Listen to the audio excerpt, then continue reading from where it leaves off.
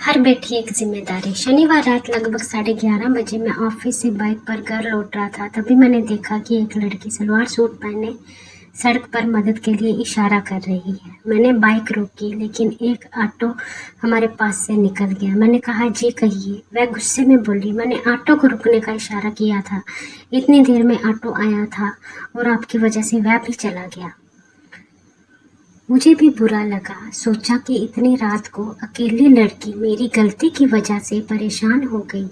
मैंने तुरंत माफ़ी मांगी और लिफ्ट के लिए पूछा, लेकिन उसने साफ मना कर दिया। मैंने फिर कहा, रात काफ़ी हो चुकी है और आप अकेली हैं। मगर वह गुस्से में थी और कुछ सुनने को तैयार नहीं थी। मैंने सोचा कि चला जाऊं, लेकिन फिर मन में आया कि अगर कुछ गलत हो गया तो मुझे इसका दोषी माना जाएगा। मैंने कहा, ठीक है, जब तक आपको ऑटो नहीं मिलता मैं यहीं खड़ा रहूंगा, क्योंकि गलती मेरी है। वह कुछ नहीं बोली। आधा घंटा और बीत गया। अब समय रात के 12 बजे के पार हो गया। मैंने फिर से लिफ्ट देने की पेशकश की और कहा, अब तक आधा घंटा सफ़र तय कर लिया होता। यहाँ खड़े रहने से कोई फ़ायदा नहीं। लेकिन उसने अनसुना कर दिया। मैं उलझन में था। उसे अकेले छोड़ने का मन भी नहीं कर रहा था। मेरे मन में बेचैनी थी कि कहीं कुछ गलत ना हो जाए। फिर सोचा, जब मेरे मन में इतनी घबराहट है, वह तो एक लड़की है और मैं उसके लिए अजनबी हूँ। कैसे मुझ पर वो विश्वास करेगी? अचानक मुझे एक उपाय सूझा। मैंने कहा, देखो, मेरे घर में भी तुम्हारे जैसी एक बहन है। तुम भी वैसी ही हो। मेरी मानो, यहाँ इतनी रात को अकेले रहना ठीक नहीं है। प्लीज़ मेरे साथ बाइक पर चलो, यहाँ तक तुम्हें अच्छा लगे।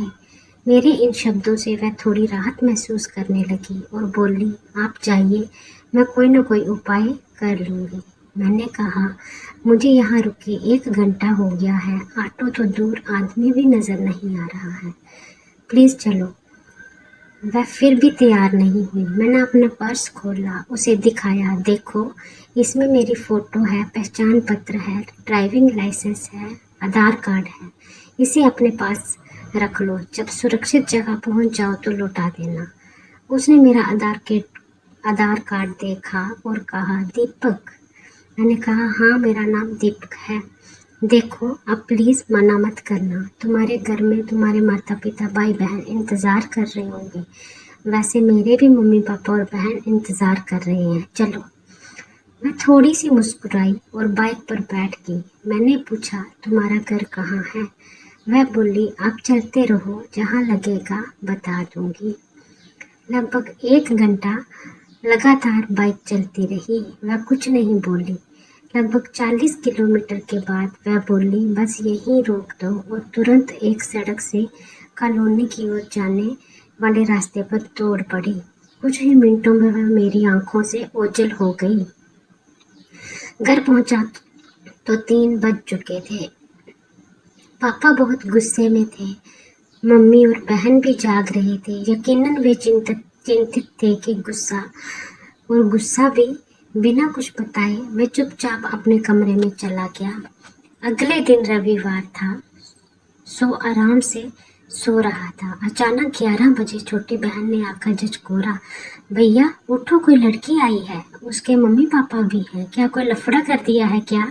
और हंसने लगी। पापा बुला रहे हैं नीचे, जल्दी चलो। मैंने कहा, पागल है मैं और लफड़ा, शैतान कहीं की। आज कचाई नींद में तुरंत बनियान पहनकर नीचे आया। देखा तो वही रात वाली लड़की और उसके साथ ही एक अंकल आंटी भी थे। ये देखकर मैं हैरान रह गया। मैं कुछ पूछता उससे पहले ही वह उठकर आई और बोली, भैया हैरान हो गए ना, मैं यहाँ कैसे आई? आपका पर्स जिसमें आपका पैन कार्ड, आधार कार्ड है, उसी से पता लेकर मम्मी पापा के साथ आई हूँ। आपने रात में मेरी इतनी मदद की और मैंने आपको धन्यवाद भी तक भी नहीं किया। उल्टा आपके जरूरी दस्तावेज भी लेकर चली गई। पहले थैंक यू, फिर सॉरी। जैसे आपने कहा था, मैं भी आपकी छोटी बहन हूँ।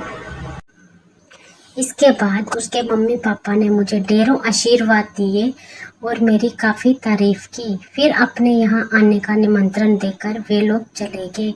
उनके जाते ही पापा ने मुझे सीने से लगा लिया और कहा, मुझे गर्व है तुझ पर। तूने एक अच्छे बेटे वाली बात की, मगर रात को ही बता देता तो अच्छा होता। बेकार में तुझे डांटा मैंने। मैंने कहा, पापा आप भी तो मेरी भलाई के लिए ही चिंतित थे। पापा ने एक बार फिर मुझे सीने से लगा लिया और इस बार मम्मी और छोटी बहन भी आकर मुझसे लिपट गई।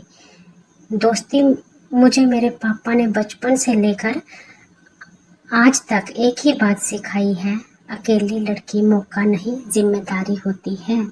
अगर आपको ये कहानी अच्छी लगी हो तो प्लीज़ चैनल को सब्सक्राइब करें और वीडियो को लाइक कर दें।